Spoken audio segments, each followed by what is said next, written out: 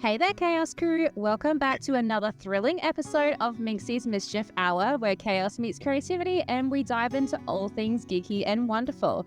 I'm your host, Minxy, and today we have an incredibly special guest joining us.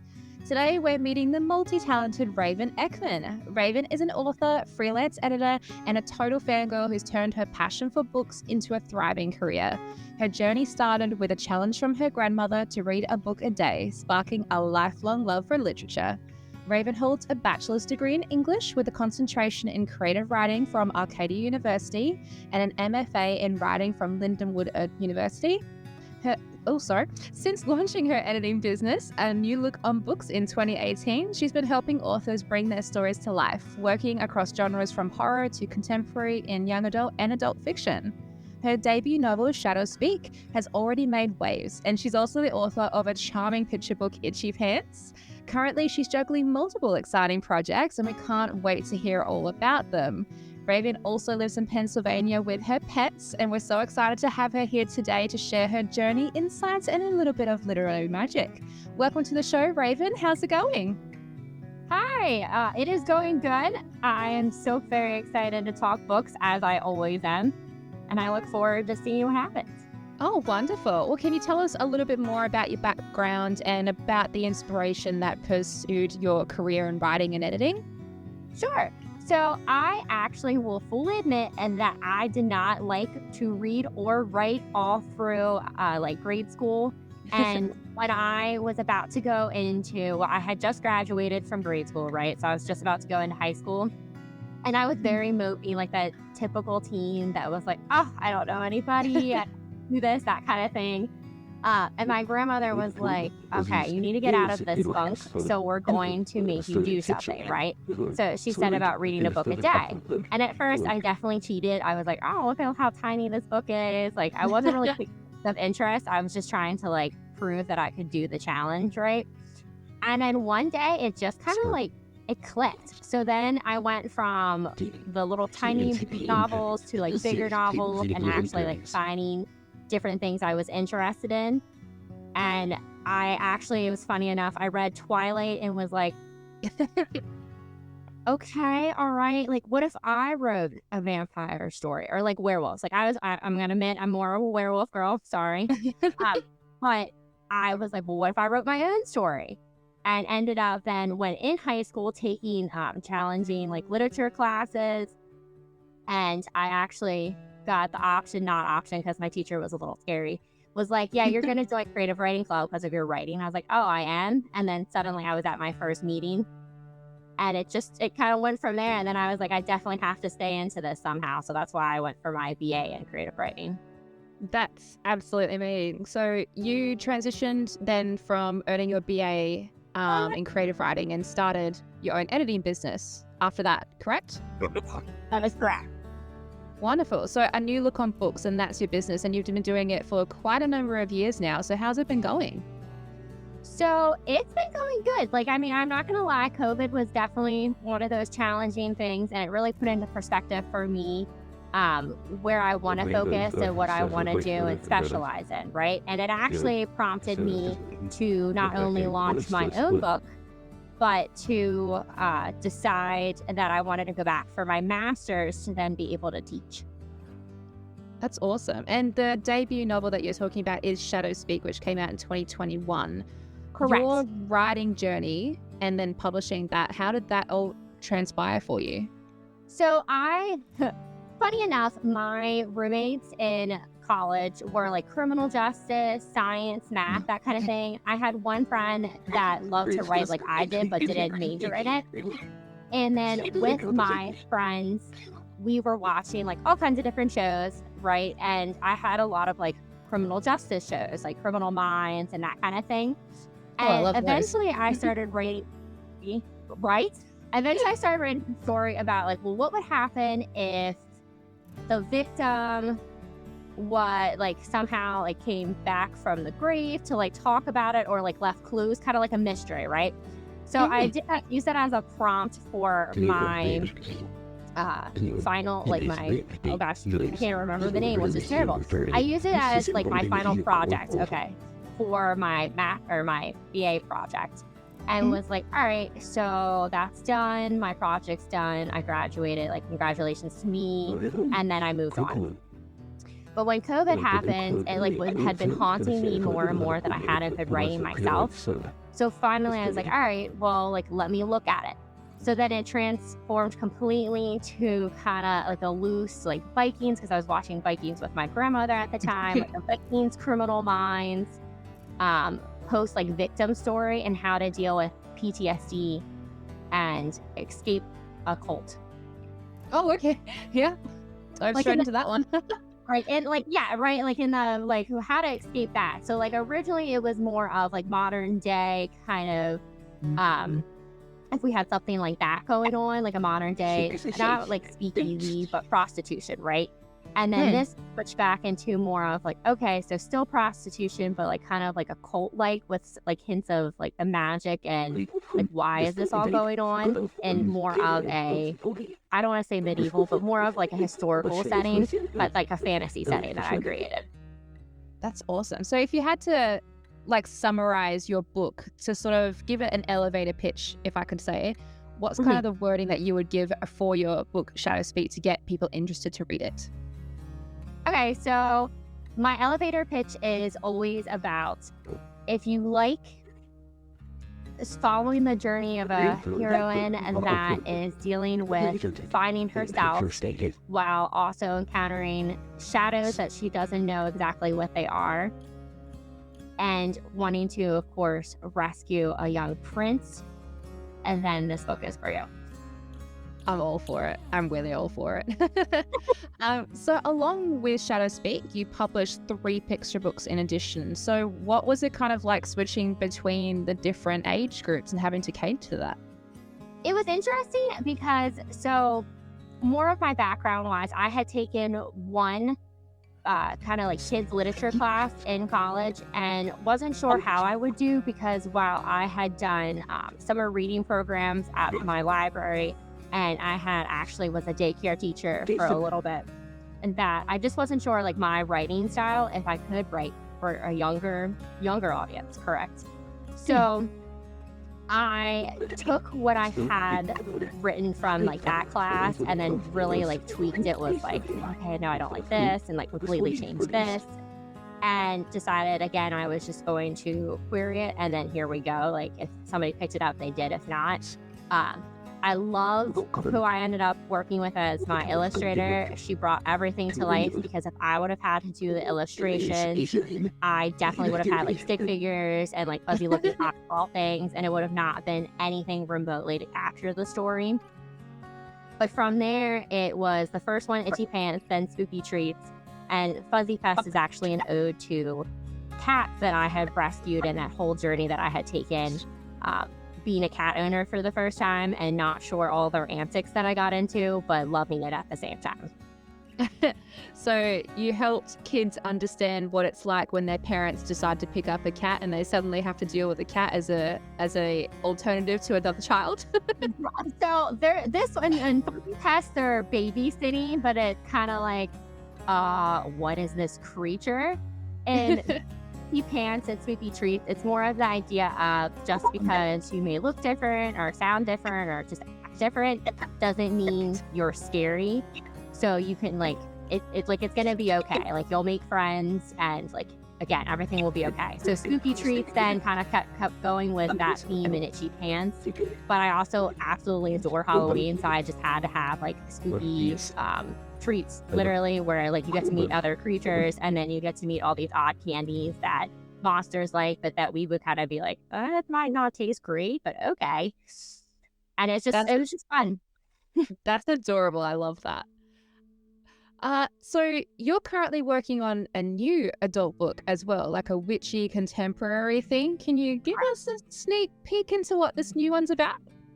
So this one essentially is, I don't want to say like the end of the world, but it's like a merging of worlds. It's like, all right, so here what we have, like witches, magic is accepted, like we know it's there, and they know things are going on, and they know the different creatures are there.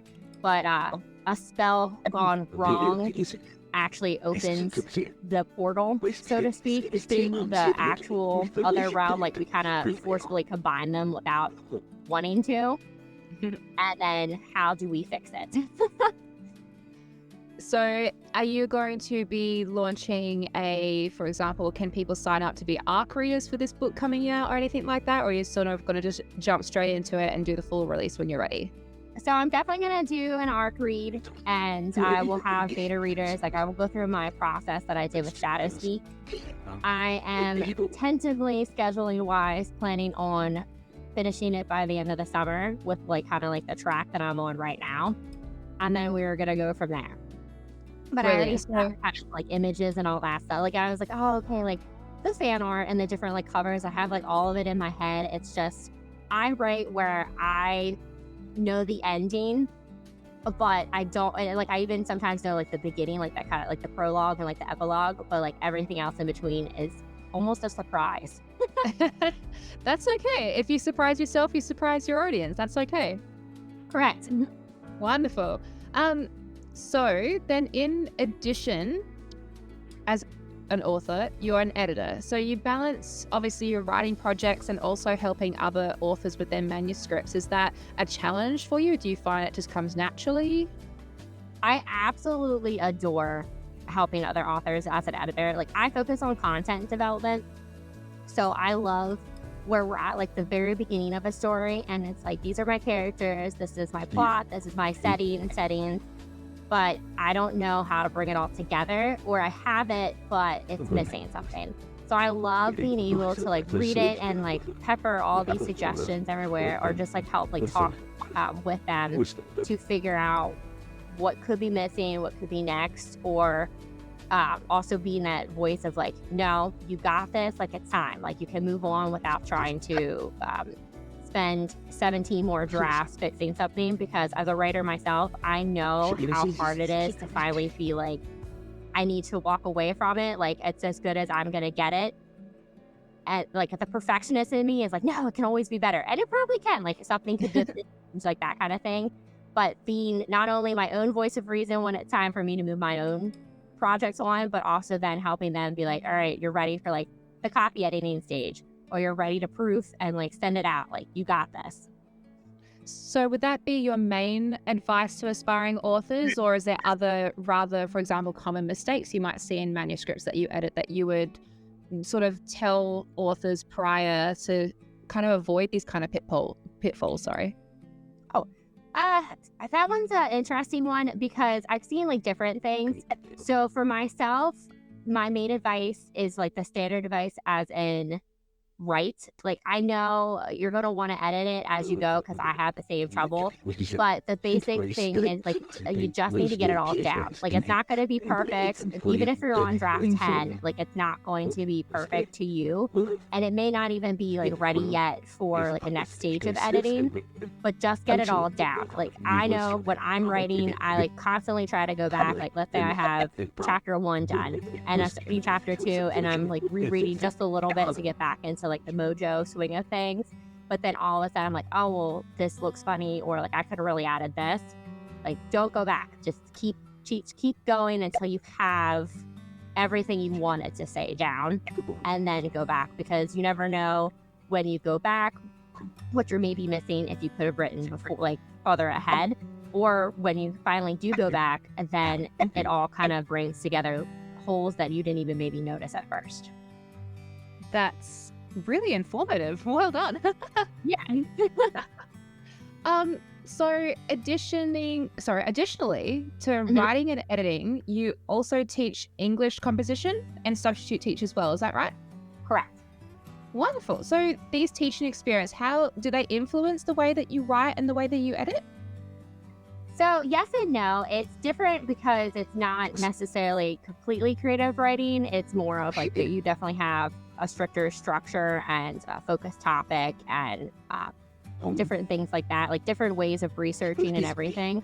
However, for myself, just by having a more, let's say, academic writing, I enjoy like all aspects of it. So it's like a different kind of writing, a different kind of editing, different kind of teaching, like what you're looking at. But there's always still something creative wise that you can tap into when you're doing it. So like depending on what your topic is and like what your resources are, there's so many like different resources out there that you can pull from. And it may be like, oh man, I have to write like a 20-page paper on so-and-so. Well, that's like, you can do it, but you can add still your voice to it. I love that. That's actually really inspirational. I love that. So your typical day, do you do a little bit of everything from teaching, editing, writing, or do you kind of balance them out, like spread them out throughout a week? So it definitely depends on my schedule. Usually it's kind of, I have set page counts for myself. Like, okay, like I want to write this so many words, or I want to edit this so many pages. Again, depending on what the schedule looks like. For myself, starting next month, I'll be doing mostly like my own writing, just because I am one of those, like, especially when I'm reading too, I can only read or like work on or writing myself one project at a time, which is a pain, but at the same time, I just get so fully absorbed in what I'm reading or writing that that's just what I want to focus on. And it's just like, if I start trying to do something else, then I'm like, well, okay, that would have sounded way better in the other one. And then I like try to switch things around, and then I'm like, wait, what's this main topic again? So pretty much all your focus goes to one thing. Yeah, like it's just the way my brain's like, all right, you're doing this, you're finishing this, and then you can like go on to the next thing. Or I've definitely where I've written something and I've cut it from a draft and then have gone back to it and been like, that could be like a mini scene somewhere, or like a novella, or just like a short story. So that's perfect. But dishes can wait. Everything else can wait. Correct. Right. Oh, okay. Well, I gotta take the dog out, and the cat's meowing. So clearly, she's letting me know that it's time to eat, even though I probably fed her like maybe 20 minutes ago. But she's clearly hungry. She's starving. Well, I won't keep you too long then. But do you have a particularly shareable moment or achievement that's been in your career that felt like it had some significant impact on yourself?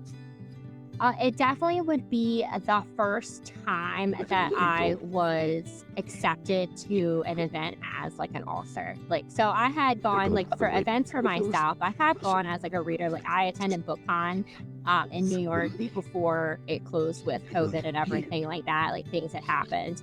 But the first time that I actually had my own table and could see my books on said table and interact as an author rather than just as a reader, it was like mind-blowing, because it was like I did it. Like I like for so long when I was in high school and then college, I always had this perspective of being like, I'm going to do editing. I never actually thought I'd have the confidence to be like, I'm going to put my book out there too, because it's scary. And when I finally did it, and then again, it all kind of came into that moment of seeing it on the table before the doors opened. It just kind of like, it was overwhelming, but in a good way. That's pretty cool though, actually being invited to go to somewhere and present your work as something that you can be very proud of. And of course, having so many people probably approach you and ask you lots of questions, and then of course selling those things back to those people, that must have been quite thrilling.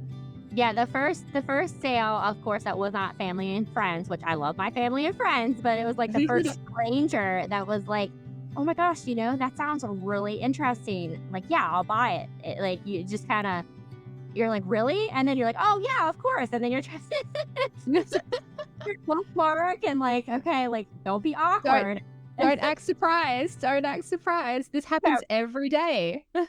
Yeah, you don't want to be like, are you sure you want to buy it? Because then they're like, well, should I not buy it? Oh my goodness. Oh, that's pretty good for you then though. Quick, this one's a fun one. Okay. What piece of advice would you have given your younger self, like the self that hated reading books, for example, about starting in the world of writing and editing?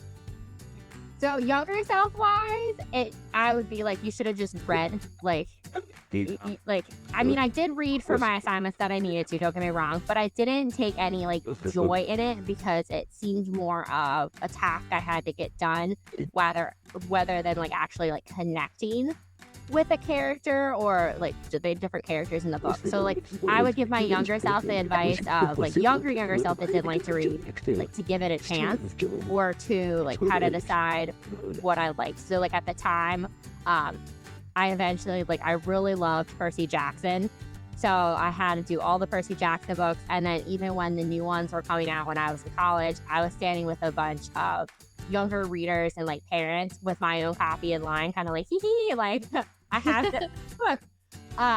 So my younger self would be like, give the book a chance, give reading a chance. And then college me, I would have been more of, it's gonna be okay, like it's scary sharing your work, but like keep doing it rather than like chickening out and waiting so long. That's amazing. So do you have any other hobbies, like something you enjoy in your free time that's completely non-book related?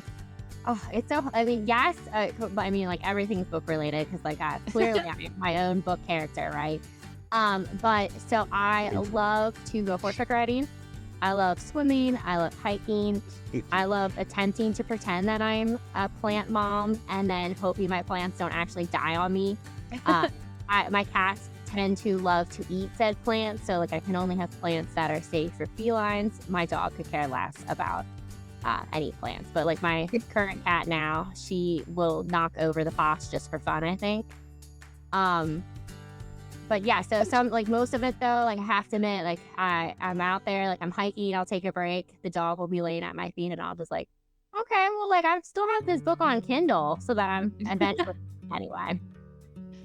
So I might have misheard something there, but you intend to go hiking, but when your dog's at your feet, you're like, yeah, well, there's no hiking today. Like a certain distance, and then there's like this nice little bench, or like I sit on a stump or something, and then I'm like, you look tired, Atlas, and then he's looking at me kind of like, well, I guess, and then I'm like, oh, perfect, I'll read like 10 pages, and then we can totally keep going. Like, here's some water, like we got this. And I'm assuming kind of just looking at you being like, I mean, I'll sit and drink some water if you want me to, but I would much prefer to keep going.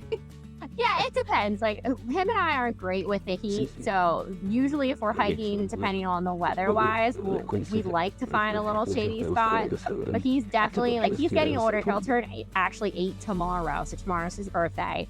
Oh. But he is my explorer for sure. Like even when he was a young puppy, like he'd be off and I'd be calling him and he'd be like, I kind of hear you, or like I do hear you, but like Mom, this thing above or like a few feet ahead is way more interesting than you. So I try not to live by that. Nowadays he's like my sidekick. He's definitely, we explore together at a slower pace. Oh, that's wonderful. And to any listeners, don't forget to wish Atlas a happy birthday. Yeah, with everything. So for our listeners, where can they find your work and connect with you online? Like if they wanted to, for example, jump on to follow you so that they can be the first for an ARC sign up or a read, or if you want to share anything specific about your upcoming projects with them, what kind of information would you give them?